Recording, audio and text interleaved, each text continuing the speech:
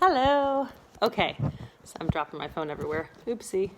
Okay, so we were just reading in Act 2, Scene 1. We're going to start back in Act 2, Scene 1. We are on page 846 right now, so go ahead and turn in your book to page 846 if you're not there already. So we we started out Act 2, Brutus hasn't been sleeping. He's been up all night. He's thinking about this whole situation, what Cassius said about Caesar. Remember, he's always supported Caesar, but suddenly he's thinking, man, Caesar is ambitious. The people do want to make him king.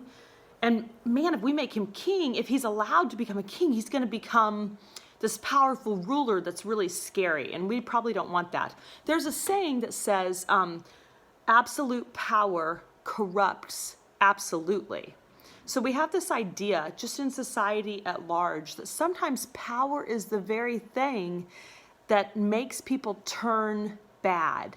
So you may know somebody has a strong moral character, they're a really great person, but as they gain more and more power in an organization, maybe in government, they gain a lot of power, and suddenly when they have a lot of power, it changes their character. It changes their personality a bit.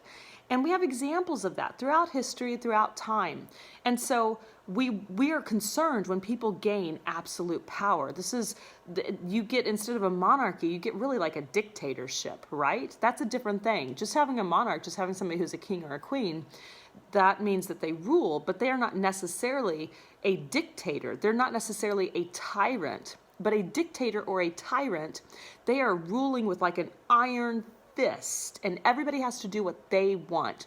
That's the big concern with Caesar gaining power and being made a monarch, is that he'll become a tyrant, that he'll become a dictator, that he will rule with absolute power, and whatever he wants will be done. The other problem these conspirators have, these are all senators. Listen, their biggest complaint, they don't want Caesar to have the power, because when Caesar has the power, that means they don't have the power. Understand, this is selfishly motivated. At its very core, at its very root, these men don't want him to have power because they want it. I think we have to think about that, okay? Okay, so Brutus is at his house, all these conspirators, they show up, Cassius is leading the charge, he has all these other men, he's like, Brutus, we support you, yeah, you're the best. So they're gonna talk things out. First they wanna swear, they wanna make like an oath and be like, we swear we're gonna do A, B, and C and blah, blah, blah. Brutus is like, whoa, whoa, whoa, we don't need to swear, that's weird. And then they're talking about, okay, who else do we need to kill? Because if we're going to take out Caesar, we might need to take out some other people. Cassius is like, ooh, yeah, Antony, let's kill him. And Brutus says, no, Caesar is the head of the people who want to make a monarchy of Rome. He's the head of that group. So if we cut off the head, the body can no longer move. So let's just kill Caesar, then we're done. If we kill Antony, it will be like cutting off an arm after you've already cut off the head. That seems brutal. If you've already decapitated a person, they are dead. They can't do anything. If you start hacking at their limbs at that point, you just seem kind of gross and mean. So that's not what you want. So that's where we left off. Brutus says, let's just kill Caesar. We will seem like purgers of the people who want to make a monarchy of Rome, but we won't seem like murderers. That would be bad, okay? So we're starting on page 847 with Cassius's line. Brutus has just said, no, let's not kill Mark Antony, only Caesar. Yet I fear him, for in the engrafted love he bears to Caesar. Alas, good Cassius, do not think of him. If he loves Caesar, all that he can do is to himself. Take thought and die for Caesar. And that were much he should. For he is given to sports, to wildness, and much company. There is no fear in him. Let him not die, for he will live and laugh at this hereafter. Please, count the clock. The clock hath stricken 3. 'Tis time to part. But it is doubtful yet whether Caesar will come forth today or no. For he is superstitious grown of late, quite from the main opinion he held once of fantasy, of dreams and ceremonies. It may be these apparent prodigies, the unaccustomed terror of this night, and the persuasion of his augurers may hold him from the capital today. Never fear that. If he be so resolved, I can o'ersway him. For he loves to hear that unicorns may be betrayed with trees, and bears with glasses, elephants with holes, lions with toils, and men with flatterers. But when I tell him he hates flatterers, he says he does, being then most flattered. Let me work, for I can give his humor the true bent, and I will bring him to the capital. Nay, we will all of us be there to fetch him. By the 8th hour. Is that the uttermost? Be that the uttermost, and fail not then. Caius Ligarius doth bear Caesar hard, who rated him for speaking well of Pompey. I wonder none of you have thought of him. Now, good Metellus, go along by him. He loves me well, and I have given him reasons. Send him but hither, and I'll fashion him. Okay, let's talk about this whole situation first. So, Cassius isn't really happy about not killing Mark Antony, but Brutus seems to suddenly be the one who's kind of in charge. Now, it's interesting because this was Cassius's plot. Cassius had already spoken to these other men, but at this point, because Brutus has a bit of a higher status, probably in the Senate itself, he's more well respected. He's somebody that people look up to. So suddenly, Brutus is saying things like, no, we can't kill Mark Antony. And everybody else is like, oh, yeah, you're right, good idea. And so Cassius is being a little bit, he's not necessarily, while this was his idea, this was his plot, it seems like the power is shifting from Cassius to Brutus. That's interesting. Now, it's 3 a.m., and Cassius is like, hey, guys, we don't even know if Caesar's going to show up today. Like, all of the signs have been saying, beware the Ides of March. It's the middle of March, and oh, no, he's had a lot of warnings, and Caesar is superstitious, so he may not even show up. This is where Decius pipes in. He says he says some really funny things.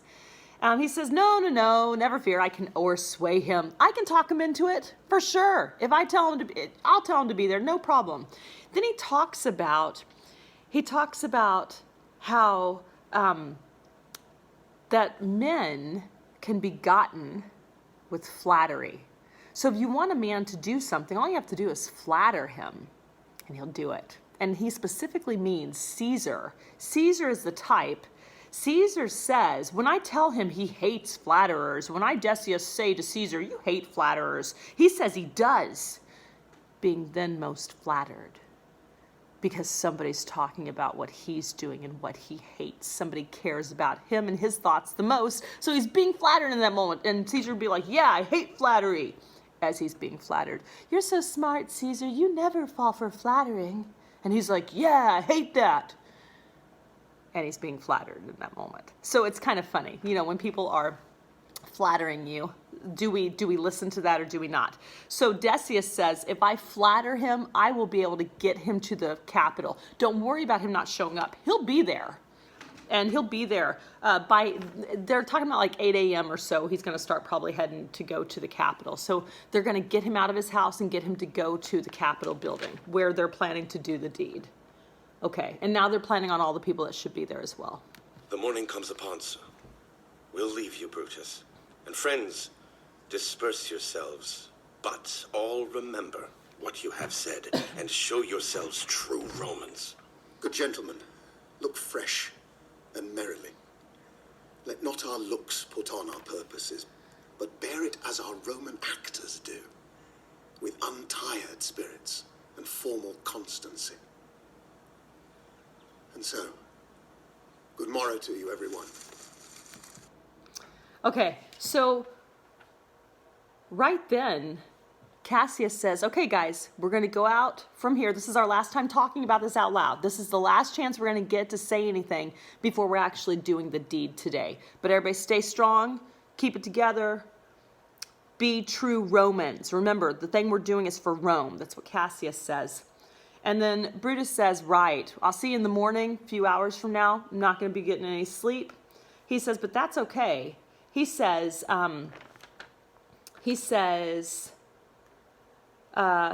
bear it as our Roman actors do, with untired spirits and formal constancy.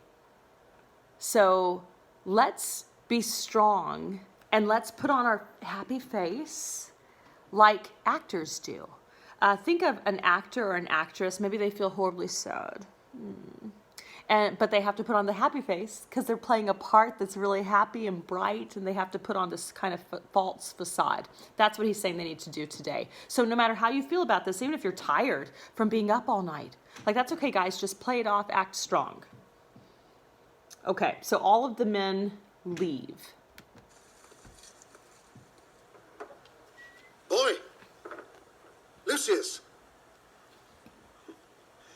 Fast asleep. It is no matter. Enjoy the honey-heavy dew of slumber. Thou hast no figures nor no fantasies which busy care draws in the brains of men. Therefore thou sleepst so sound. Brutus, my lord? Okay, so Lucius is asleep. Brutus' servant is asleep, and he's like, let him sleep. Let him have some peace before the day's doings. Then his wife comes in. Brutus's wife is named Portia. Now, in this play, so a lot of people think Shakespeare's plays are sometimes sexist. I don't tend to agree with that idea. But I mean, this is an opinion, feel like, you go with your ideas. That's fine. I feel like in Julius Caesar, we are dealing with a play that is about Roman senators deciding whether they can deal with a man who's being a monarch of the Senate or not. This would be a play that is mostly in a male area. It would be, for instance, if there's a specific place that back then, historically, women are not senators. They just aren't. There's nothing we can do about that. It's a fact. So if the play is set in the Senate, of course there aren't going to be many women in there. So that's not Shakespeare being sexist.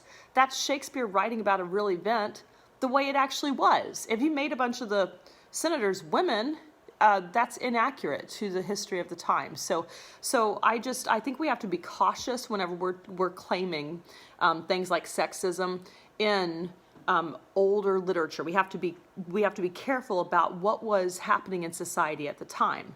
I think that just is smart. Okay, so we see two women in this play. They're both wives. One is the wife of Brutus. One is the wife of Caesar. We'll see her next. And I think it's interesting to see these women. They have very small parts in this play, but they have important parts in this play. So let's see what Portia, Brutus's wife, says. Again, I don't think Shakespeare is writing weak women. I just think it's a play that happens in a man's world, the Senate. Okay, so a lot of guys are there. That just makes sense. Okay, so let's hear what Portia has to say. Brutus and Portia. Portia, what mean you? Wherefore rise you now? It is not for your health thus to commit your weak condition to the raw, cold morning. Nor for yours neither. You've ungently, Brutus, stole from my bed. And yesternight at supper, you suddenly arose and walked about musing and sighing with your arms across. And when I asked you what the matter was, you stared upon me with ungentle looks. I urged you further, then you scratched your head, and too impatiently stamped with your foot. Yet I insisted, yet you answered not, but with an angry wafture of your hand gave sign for me to leave you. So I did, fearing to strengthen that impatience which seemed too much enkindled, and withal hoping it was but an effect of humor which sometime hath his hour with every man. It will not let you eat, nor talk, nor sleep. And could it work so much upon your shape as it hath much prevailed on your condition, I should not know you, Brutus. Dear my lord, make me acquainted with your cause of grief. I am not well in health, and that is all. Brutus is wise, and were he not in health, he would embrace the means to come by it. Why, so I do. Good Portia, go to bed. Okay, let's pause for a second. So Portia has come out of she's gotten up in the night. She noticed that Brutus wasn't there. And so she's come out to see what's going on with him. And he's like, oh, no, this is bad for your health to be up all night. Well, right. And so Portia's like, and for your health, Brutus, what is going on? Then she mentions, She mentions last night when we were at supper, you got up from the dinner table and you started pacing around. That's weird. And then I asked you questions and you looked at me and it was almost like you didn't even see me. It was like you were thinking about severe things. Have you ever had like you're thinking about something, it's really on your mind, and somebody's like, hey, what's going on, blah, blah, blah, and you're just like deep in your thoughts, and you look at the person, maybe you're looking at them with concern, with stress, with anger of some kind, but you don't mean it towards that person. You actually are thinking about the things in your mind, and that's the facial expression that you're showing. It has nothing to do with that person, right? It's just kind of what you're thinking about. So that's what she's noticed. He's got something on his mind. And she's like, tell me what's going on. I know you're not sleeping. You're not really eating. You're not telling anybody what's up. You're not talking to me about it. She says, make me acquainted with your cause of grief. If something is bothering you, Brutus, tell me, your wife, about it. Let me in on what's happening. She has a really good point here.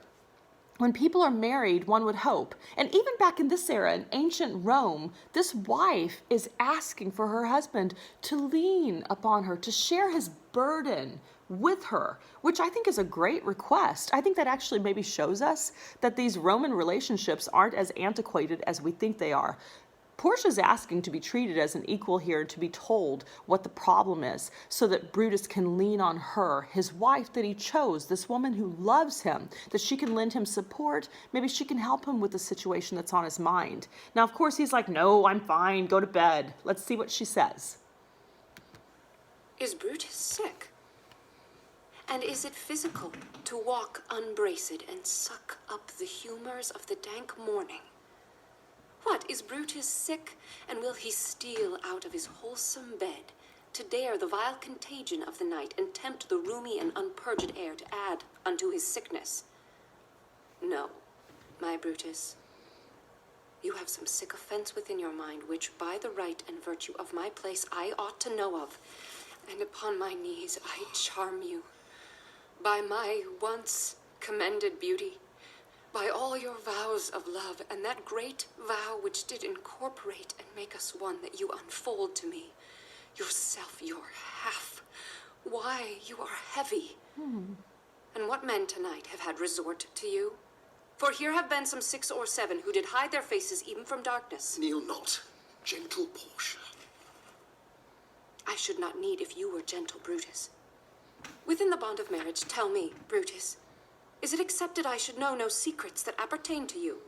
Am I yourself, but as it were, in sort or limitation, to keep with you at meals, comfort your bed, and talk to you sometimes? Dwell I but in the suburbs of your good pleasure? If it be no more, Portia's Brutus harlot, not his wife. You are my true and honorable wife, as dear to me as are the ruddy drops that visit my sad heart. If this were true, then should I know this secret? I grant I am a woman, but withal, a woman that Lord Brutus took to wife.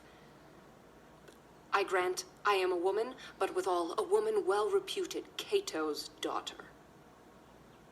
Think you I am no stronger than my sex, being so fathered and so husbanded? Tell me your counsels, I will not disclose them. I have made strong proof of my constancy, giving myself a voluntary wound, here, in the thigh. Can I bear that with patience and not my husband's secrets? Oh, you gods! Render me worthy of this noble wife. Hark, hark, one knocks. Portia, go in a while, and by thy bosom shall partake the secrets of my heart. All my engagements I will construe to thee, all the charactery of my sad brows. Leave me with haste. Okay, so we have to talk about the end of that conversation. Boy, did that go. That got pretty raw pretty fast. Okay, so Portia says, if you're sick, you need to tell me what it is, what illness you have. I can help you. I want to help you bear the burden of whatever vile contagion it is that is oppressing you right now.